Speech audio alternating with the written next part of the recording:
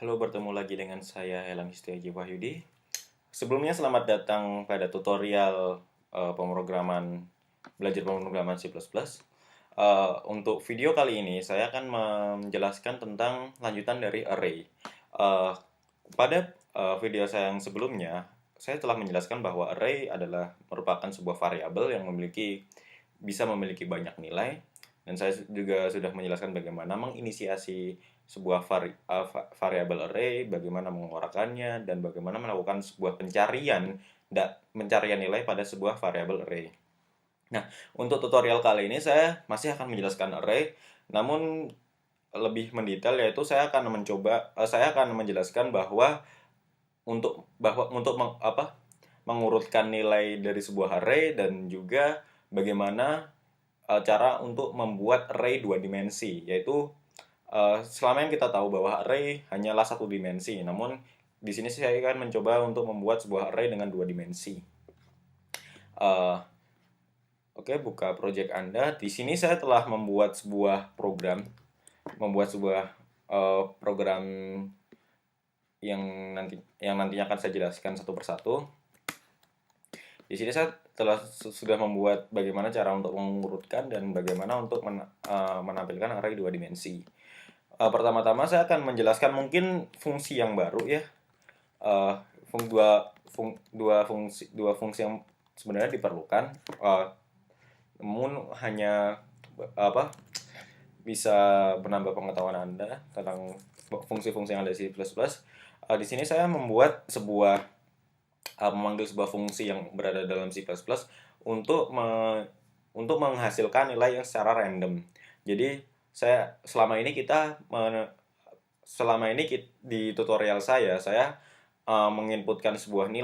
menginisiasikan sebuah nilai itu dari inputan dari sisi programmer dan dari sisi user yang menginputkan pada konsol. Namun bagaimana jika kita ingin menginputkan nilai secara acak yang secara langsung digenerasi oleh komputer itu sendiri? Nah, di sini pertama-tama kita harus mendeklarasikan ini dulu, generator fungsi random. Itu.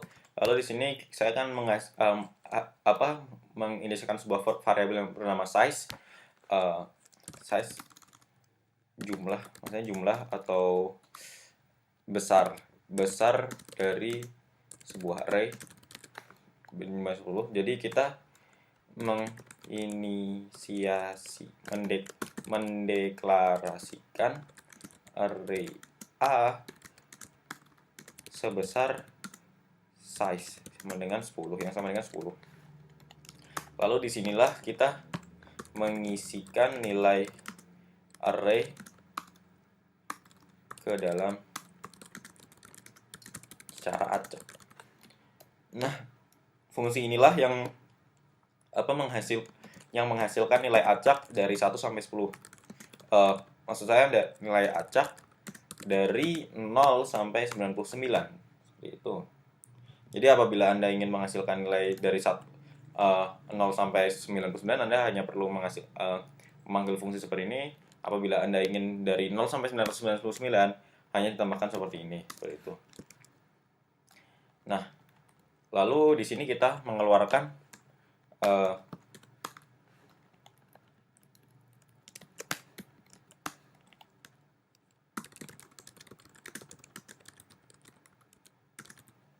isi array dari variabel. Nah,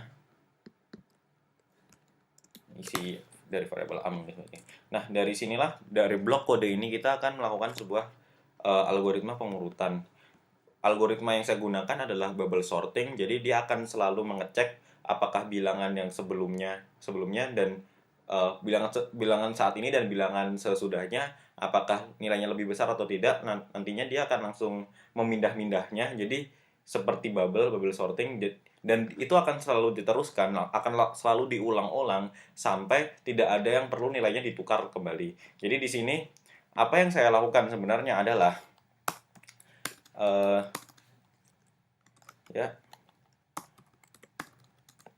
menukar, mungkin di sini menukarkan nilai dari array.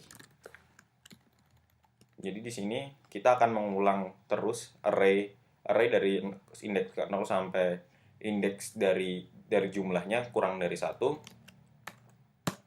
apabila array indeks ke i nilainya apabila nilai array indeks ke i kurang dari indeks i tambah 1, maka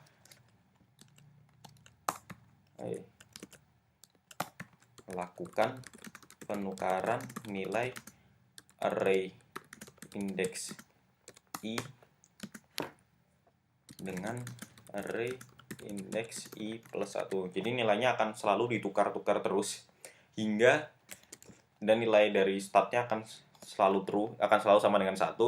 Dan ini dan for ini akan selalu diulang ketika dia tidak akan mencapai kondisi if ini. Apabila nilai array indeks i plus 1-nya memang sudah tidak ada yang diurutkan, berarti secara langsung variabel a nilai yang ada di dalamnya sudah diurutkan dari besar ke kecil. Seperti itu. Ya, ketika sudah tidak ada lagi yang perlu nilainya ditukar karena kondisi ini sudah tidak memenuhi lagi, maka dia akan keluar dari pengulangan karena nilai start di sini dari awal dia telah dideklarasikan sebanyak 0. Nah, ini akan sudah diurutkan, kita akan mengeluarkan nilai yang telah diurutkan. Nah, mungkin sebelum kita menyentuh ke sini kita akan melihat bagaimana sih apakah memang sudah diurutkan.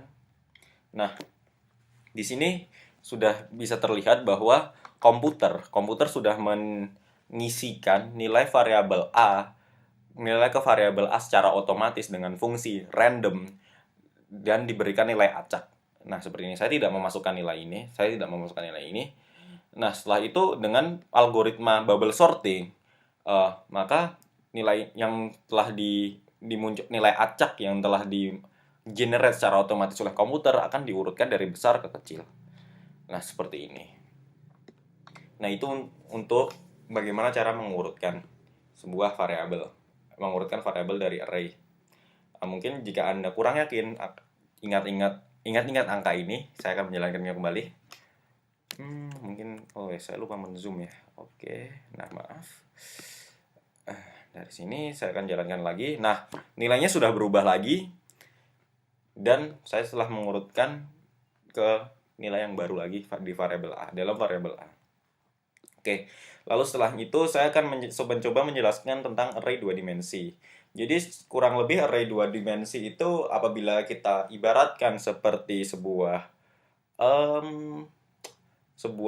bangun 2 dimensi, atau mungkin kita ibaratkan seperti diagram Cartesius ya. Yaitu jadi kita bisa mengimplikasikan bahwa sebuah array pada titik 1 dan indeks ke 0 dan ke 1 nilainya adalah ini. Pada indeks ke 0 seperti matriks, seperti dalam bilangan matriks. Jadi kurang lebihnya ilustrasinya seperti ini. Apabila array 2 dimensinya seperti ini, maka dia akan memiliki nilai seperti ini. Bagaimana ya? 1, 2, mungkin seperti ini. Nah, 1 adalah matriks ke 0 dan ke 0. Ini adalah 0 ke 1. Maksud saya 1 ke 0. Ini 0 ke 1 dan 1, 1. Seperti itu. Jadi penggunaan array 2 dimensi ini secara langsung mengimplikasikan bahwa untuk penggunaan matriks seperti itu. Jadi kita langsung saja melihat bagaimana cara array 2 dimensi diinisiasi. Masukkan nilai pada indeks ke 0 dan ke 1. Mungkin saya urutkan aja 3, 4. Nah, seperti ini. Secara garis besar mungkin ilustrasinya seperti ini. Nilai 0 ke 0 adalah 1, benar. Nilai 0 ke 1 berarti di sini 2, ya. Lalu nilai 1 ke 0 yaitu ada 3. dan yang terakhir 4. Nah, seperti ini kurang lebih jika digambarkan dalam sebuah matriks. Nah, untuk menginisiasikannya, kita harus membuat dua perulangan di sini, yaitu dua for. Yang pertama adalah I dan J. Lalu, nah, untuk memasukkan nilai ke dalam array dua dimensi seperti ini. Jadi untuk menginisiasikannya, yang pertama kita harus membuat kurung siku sebanyak 2 kali, sebanyak 2 di sini. Jadi 2 di sini adalah di sini alokasi ini, dan 2 ini adalah alokasi banyaknya baris. Ya benar, ini alokasi banyaknya kolom ya, kolom jika saya masukkan 3 jadi 1 2 3 seperti ini. Jika ini saya masukkan 3 jadi 3 baris, 1 2 3 seperti itu. Jangan lupa array tetap memulai indeksnya dari 0. Lalu seperti biasa, seperti array satu dimensi sekalipun, untuk cara menginisiasikannya sama, dan cara untuk memanggilnya juga sama. Hanya bedanya di sini kita menggunakan dua perulangan, perulangan bersangkar. Nah, seperti itu. Nah, mungkin itu saja yang bisa saya sampaikan. Saya harapkan Anda sudah bisa memahami secara matang tentang konsep dari array baik itu array satu dimensi atau dua dimensi, dan bagaimana cara melakukan pengurutan. Itu saja yang bisa saya sampaikan. Kurang lebihnya mohon maaf. Terima kasih.